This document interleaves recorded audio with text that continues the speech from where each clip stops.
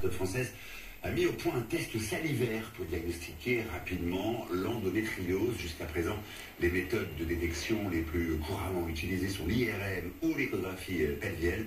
Le délai de détection de l'endométriose est de 7 ans en moyenne. Eric Hervé et Jessica Martinez.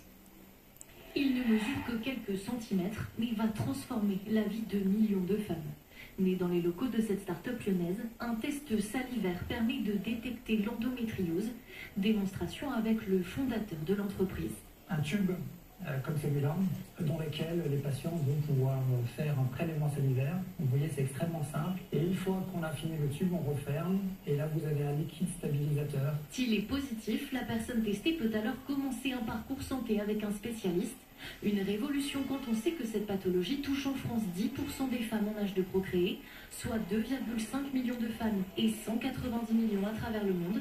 Pour rappel, l'endométriose est une pathologie qui survient principalement au moment des règles et se caractérise par le développement d'une muqueuse utérine, l'endomètre, en dehors de l'utérus, qui colonise d'autres organes, provoquant douleur et fatigue chronique, voire infertilité dans certains cas. C'est vraiment une photo haute définition de l'état de la personne à l'instant T. Donc ça nous permet de faire un diagnostic, mais demain, ça nous permet aussi de voir est-ce qu'un traitement fonctionne. S'il n'existe aucun traitement, ces symptômes peuvent être allégés.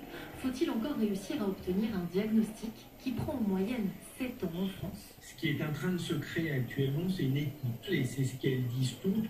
On ne m'a pas écouté, on n'a pas cru à mes douleurs. Elles ont vu plusieurs praticiens, quelle que soit leur spécialité, qui ont banalisé. Il serait normal d'avoir des douleurs. Non, il n'est pas normal d'avoir des douleurs. Le test, prescrit par un médecin, est déjà commercialisé en Europe et le sera dans une trentaine de pays d'ici l'an prochain, dont peut-être la France, si la Haute Autorité de Santé statue sur son remboursement.